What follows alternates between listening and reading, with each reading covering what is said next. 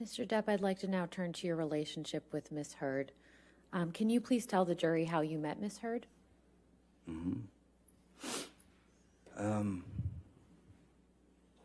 2000, in around 2008, Hunter Thompson and I were going through some of his manuscripts of his books that have been published, and then I found this manuscript in one of his boxes, and it was called The Rum Diary, and I had heard about it, and I knew it was what they called his long-lost novel, in fact, the only novel he ever wrote. And I showed it to him, and Hunter was shocked. Oh my God, that's where it is, you know. And so he said, read me some. So I started reading this to him, and he said, this is a movie, you know. We must produce this together. And, you know, he got all excited about the idea of doing that. So we went right into it, and we started to set up meetings to get money, financing to develop the project. And we finally ended up getting the money to develop the project and to make the film. Hunter, from his own dilemmas in his life, committed suicide,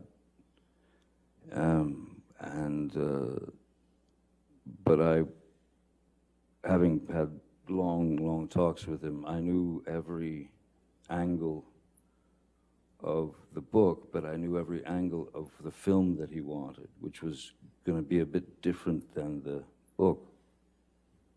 And Bruce Robinson, who was a great writer-director, directed a film called With Nail and I and How to Get Ahead in Advertising, was the one director that Hunter and I talked about. And so I went to Bruce, who was a friend of mine, and I ripped him out of retirement because he never wanted to direct another film again. I pulled him out of retirement after 27 years, and he agreed to write the screenplay and direct the film. And we proceeded. During the auditioning process, Bruce was, before that, Hunter had very specific ideas of what these characters should be. Bruce had been auditioning girls or women for the role of Chenault in the film, and there were this sort of starlets that were up and coming, or there were some that were well known and things of that nature. But you know, one of the things that Hunter was very against was stunt casting. That is to say, put a bunch of very famous people in a movie and let them go, and then hope for the money in the end. So Bruce had asked me. He said he had been auditioning this one particular actress named Amber Heard. He said that he'd auditioned her 5 times, and he was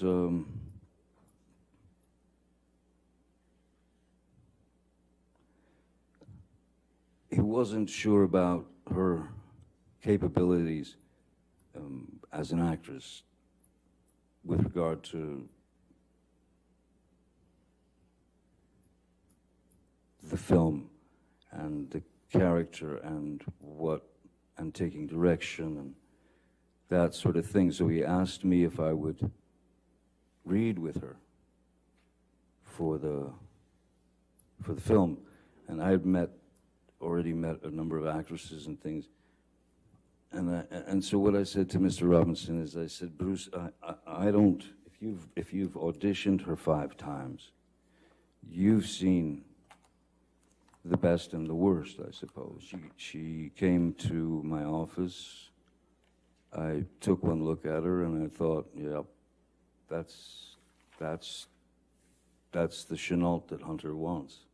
And so we spoke, and she was sweet as pie, pleasant, again, you know, intelligent, literate, very good taste, some insight into what we were looking for in terms of the film. And so that's when I first met Miss Heard. How would you describe your interactions with Miss Heard when you worked together on The Rum Diary? Initially, well, yeah, no, mostly very few interactions. I remember there was a time, I wasn't working that day, but I was producing, you know, one of the producers of the film, and it was a scene from the book it was a scene where Ms. Heard's character was in a nightclub and were amongst the locals, and she's very drunk and everybody's very drunk, and she ends up dancing with a few of the local, like one of the local guys and stuff, and then the other local guys start to sort of close in on her. In the book and in the screenplay, as it was written, there was a requirement for nudity for the part, and I was on set the day that they were shooting that, and as I was watching the crowd coming in on her, I realized, you know what? Because I would check on Ms. Heard and say, "Are you all right? Are you sure you're okay? Because this is, you know," she was like, "No, I'm fine.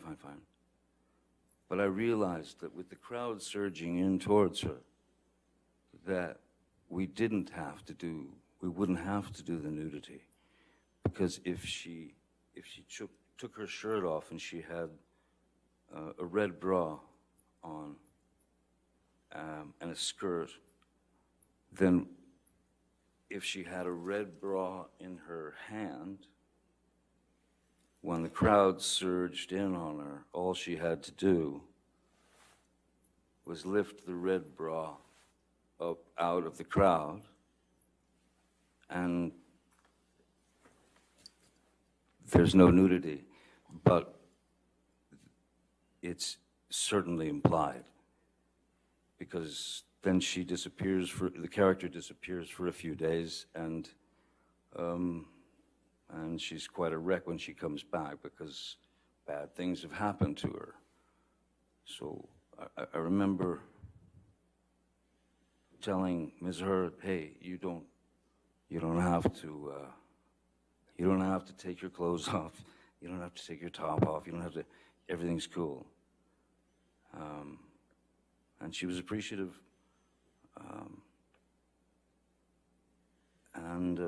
But other than that, we didn't really have much interaction until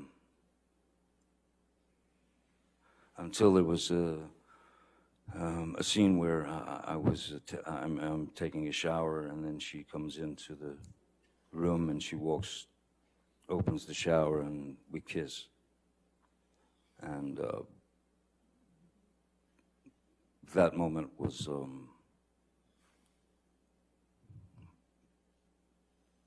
it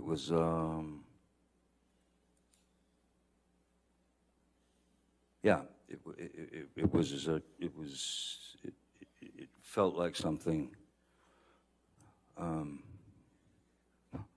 It felt like something that I shouldn't be feeling, because she had her wife, and even though it was a scene, and she had her wife, and I had Vanessa and kiddies, and